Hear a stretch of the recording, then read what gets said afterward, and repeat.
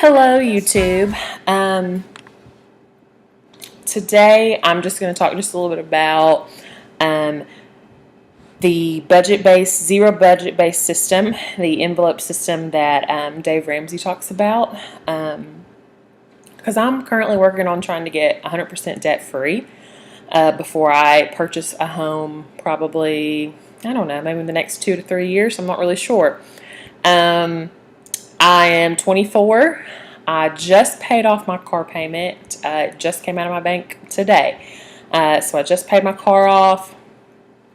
Next next order of business is my student loans, and I'm about to start paying on those within the next few months. And I'm going to try to pay those off quick, fast, and in a hurry. Well, as fast as I can possibly go, without having to stretch too far, and while still having, a little fun.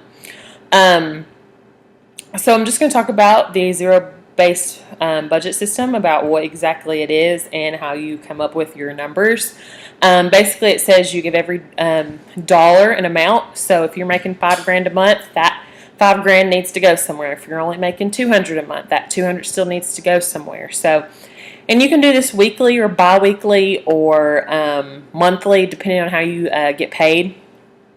I have two jobs. I have a small part-time job that I get paid bi-weekly, and then my other job is monthly, but that's going to change just a little bit, but should be picking back up in August. So I'm doing my monthly, and you don't have to do January 1 to January 31st. It's whenever you get paid. So if you don't get paid till the 20th, your month can start then, 20th to the 20th or 15th to the 15th. That's totally your prerogative.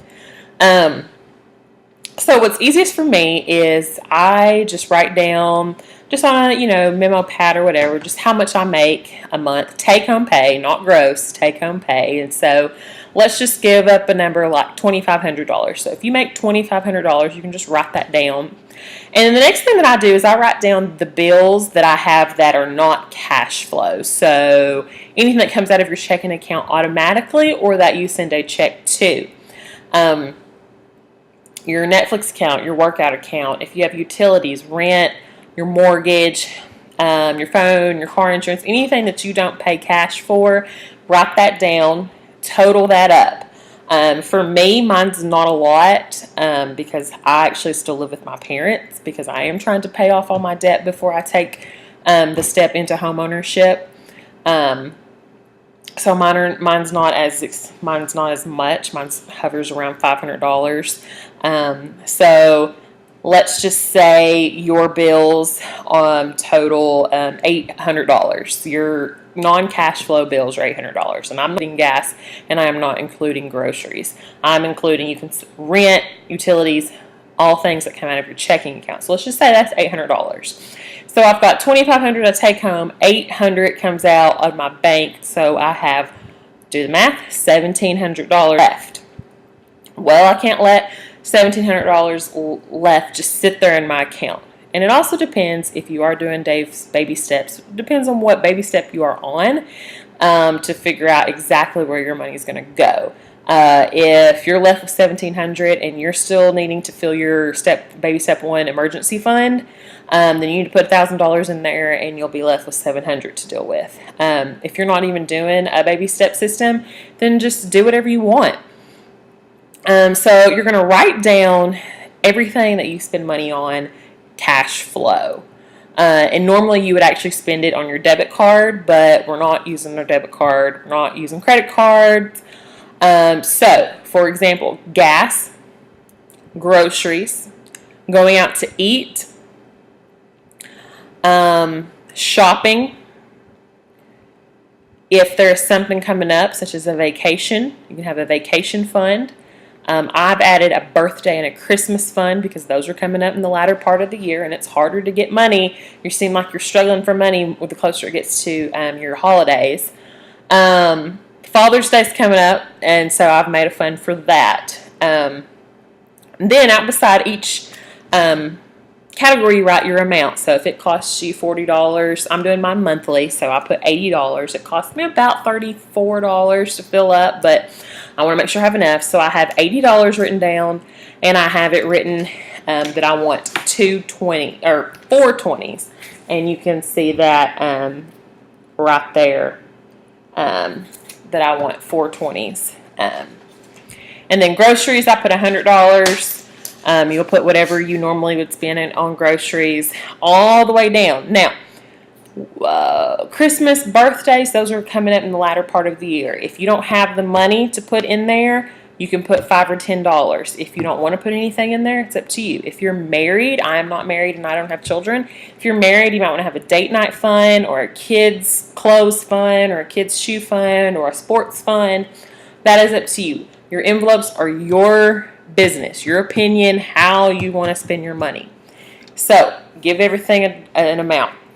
If you have money left over, so you're at $1,700 and all that stuff you added up was $700, and you're left with $1,000, and you're like, what do I do with this $1,000? Again, depending on what baby step you're on. If you're on baby step 2, you're trying to pay off your debt, add it towards the debt that you're currently trying to pay on.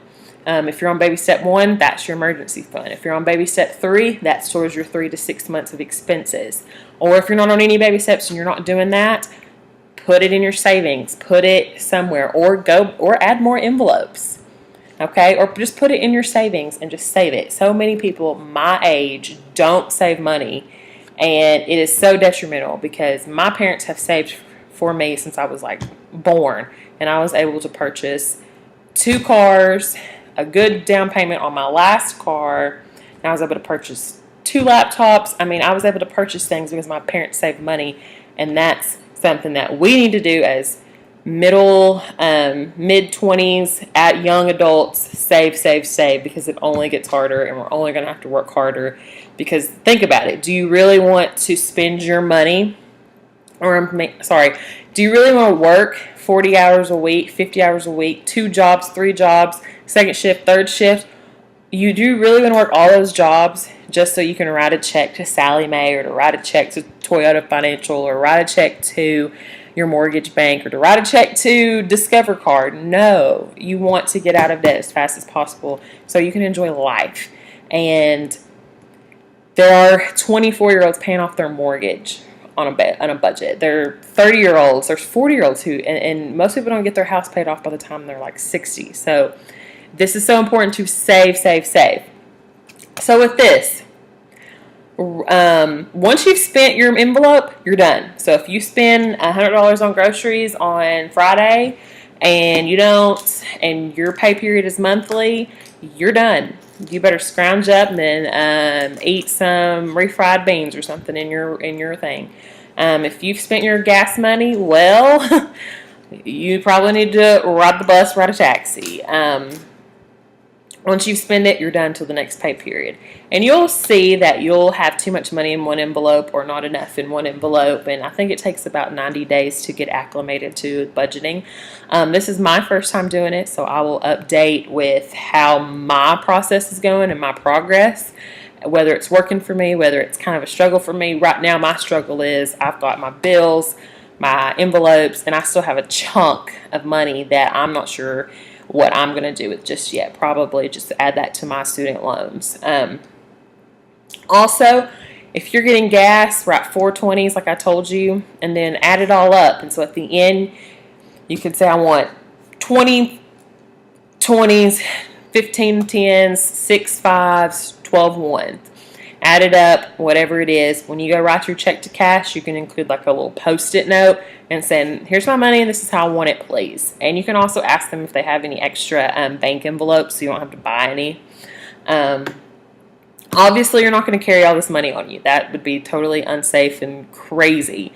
Put it in a safe place. If you're going to get gas, take out the gas envelope. And Dave Ramsey really stresses that if you're on your way to the grocery store and you don't have your grocery envelope, turn around and go back home and go get it. Of course, some of you may live in a small town where you drive 15 minutes to get to Walmart. Well, you just got to think about it, okay? So I can't think of anything else right now. if you have any questions, feel free to comment. I'll try to respond. So yeah, you guys have an awesome day.